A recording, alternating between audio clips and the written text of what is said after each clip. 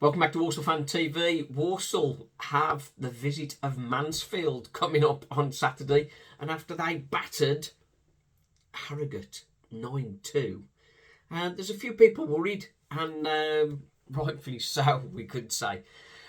But a couple of bad results for Walsall. The Crawley game was a little bit disappointing, and the Newport game very disappointing. So it raises that question again. Mat Sadler, is he the guy for Walsall?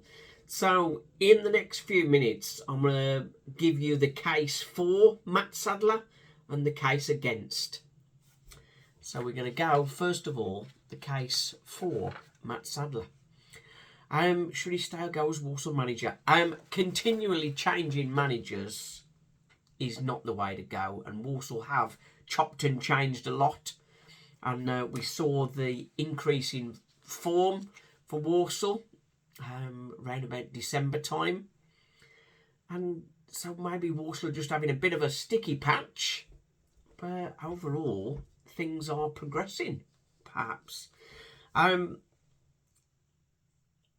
history of Mat Sadler, we need to think about it. He is a young manager, and we need to maybe understand that he is still learning his new role, but he is an experienced player, just short of 500 senior appearances, and over half of those in League One, League Two, albeit most of those in League One. He has played in the Premier and the Championship, so he's got a wealth of experience, a wealth of knowledge. He's gone through all his coaching badges, so he's a fully licensed coach. And he's demonstrated his tactical nous on several occasions, particularly the away win at Notts County, where he employed Tom Knowles to keep an eye on Jody Jones, and he essentially took Jody Jones, their key player, out of the game. He also has a clear vision of what he wants to do, the way he wants to do it. He wants to play high press, high energy football. That's what he wants his players to do. And he's single-minded in that. He knows, so he knows the division. He knows his players. He's got, there's a lot of positives there. And if we look at facts, people say, okay, well, the facts is just not doing it because where we are in the league. But if we look, since the start of December, we've played 11 games. At home, we've won 3, drawn 1, lost 1. And away, we've won 2, drawn 2, lost 2. In previous years, we've hardly won any away games. We went almost a whole season without winning an away game. So, not all that bad. And since December, since the start of December, he's got a 45% win percentage, which would put him in one of the best, if not the best, Walsall manager in Walsall's history with a 45% win rate. So that is a very, very big positive for Mat Sadler. He's got us through to the third round of the FA Cup against Southampton, so that was good as well. So there's lots of positives there. There's lots of positives. But there are also some negatives. I'll go on to that right now. I have a few challenges with it.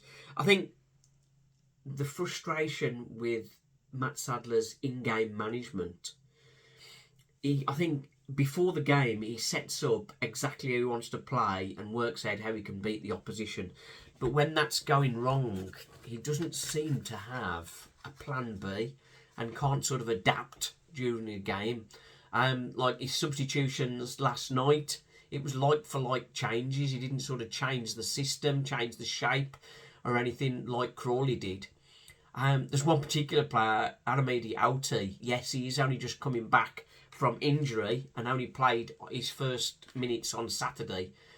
But as a former Crawley player, you would think that he would love to have got on and terrorised Crawley in the last 15-20 minutes. But he doesn't get a game. So that's That's a bit of a bad one. So the formations is not adaptable. We stuck with 3-5-2 until we only had 2 centre halves. Went to 4-4-2 and things worked for a while. But then he's dropped straight back into it, even though we don't really have dedicated wing backs to play those roles. So that's a difficult one. A bit of a concern is the youth development, or a large concern really, youth development. Players such as Ronan Mayer, he was holding on to him and trying to get him involved in the team. He had a good cameo and then he just stopped playing him and then didn't want him to go on loan, and then he sent him out on loan to Walsall. Ram did remarkably well at Walsall. They bought him back because we were short, he was going to need him, and then didn't use him. So what he's doing with the development of the players. Joe Fowkes is another. Joe Fowkes, 2 years development time at Kidderminster was phenomenal for him. He had a great time there, and in some ways didn't want to come back because of how well it had gone for him. He's been at Walsall now all season, and other than a few games at the start of the season, which weren't great for him in all honesty, but he needed to go back out on loan or get game time. The guy's not been getting any minutes anywhere. And we, as far as youth development, we did hear the youth team, the academy, are training alongside the first team to show their connection. But when it comes to youth games, they're like lambs to the slaughter. You've got 16-year-olds playing against 18-year-olds plus more senior players, and they're just being thrown to the wolves almost. For example, the Senior Cup game against Lichfield, wasn't it? No senior players in there to help the young guns at all. You've got Joe Fowkes screaming for a game. Would have loved to have got involved in that game. Taylor Allen hardly getting a kick for Walsall for the first team. He would have loved to have been involved in that. And then you've got DJT. He's got a few minutes recently. But again, that's a game he could have took a part in. Rowling, before he went out on loan, he could have played in that game. And even getting minutes for Tierney, Stirk, and even maybe Outie. And the experience for 16-year-olds, 16, 17-year-olds, playing alongside them, it makes massive help to their development, rather than just being thrown out with their mates, all 16-year-olds all together, without no senior heads around them. And it's no surprise that we got beat in that game. We hear again the under-18s, that's the league they're playing in, but it's really 16-year-olds for Walsall.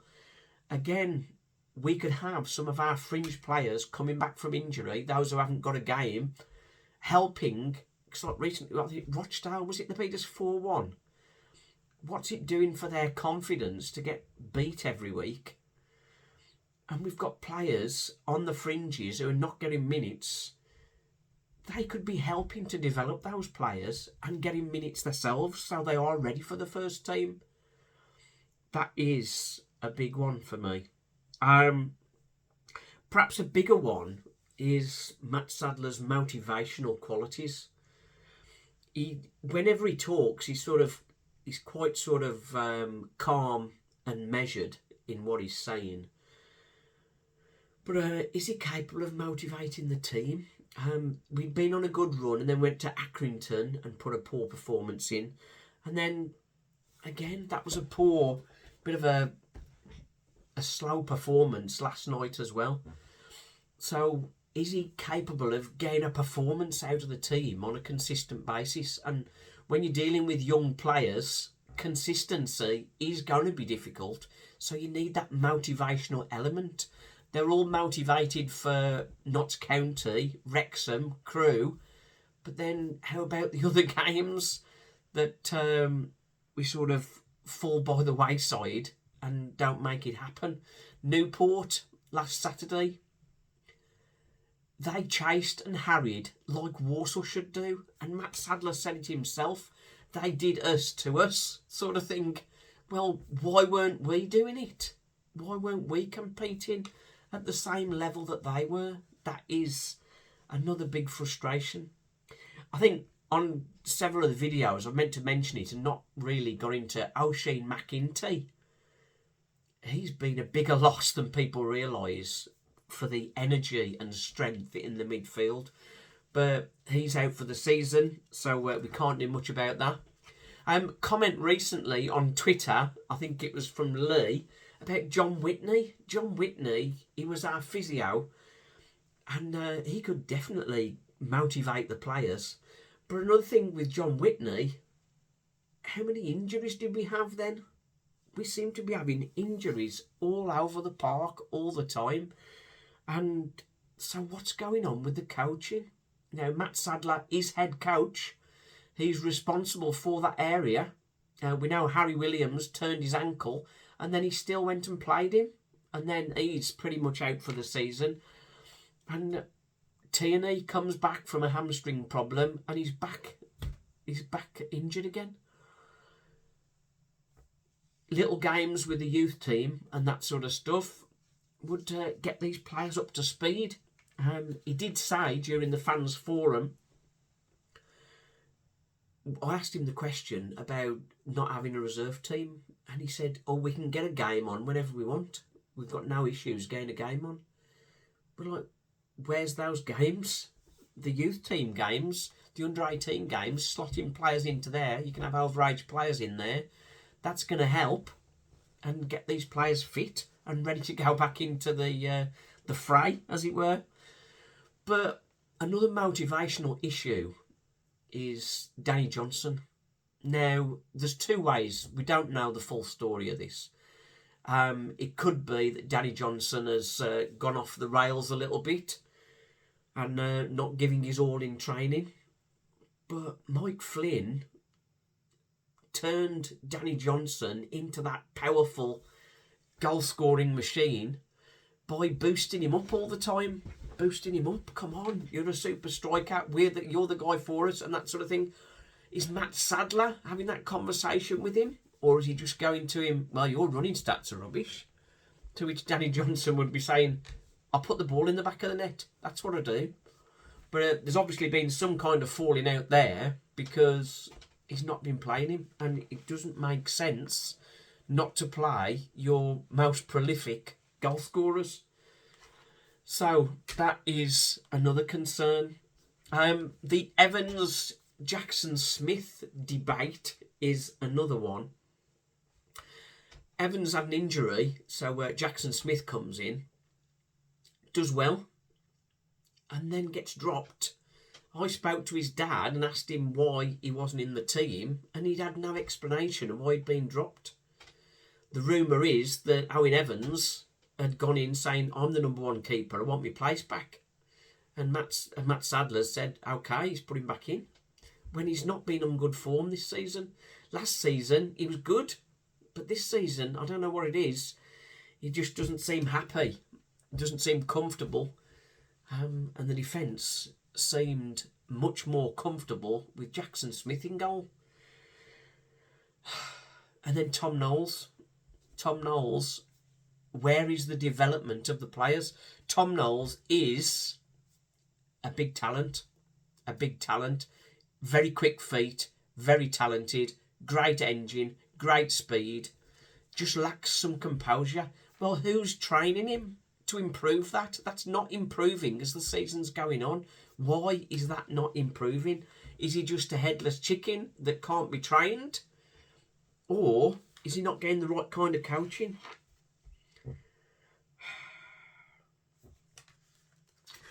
Is Mat Sadler going to get the sack? No, I don't think he is. Walsall are trying to recruit a new CEO. I think the CEO will be the one who will be making the call. So we look out for that appointment, and that could be showing us the way forward. Given that the early birds are coming out very soon, we might see some changes. But that CEO, I think, will need to come in first before we see any change to management. Final thing on Mat Sadler. despite all his experience, EFL trophy runner-up in 2017-2018 with Shrewsbury is his only honour as a player, unless you include some under-17 appearances in the national team. So that's where I am. Mat Sadler, should we give him time? Last 11 games, 45% win rate. And this run of 6 games is a very, very tough run. The games do ease off after this. If we can beat the teams near the bottom, it's quite often Walsall beat the teams at the top, lose the teams at the bottom. That is the nightmare. But let me know in the comments, what are your thoughts? The joy and the pain. Thanks for watching. Cheers.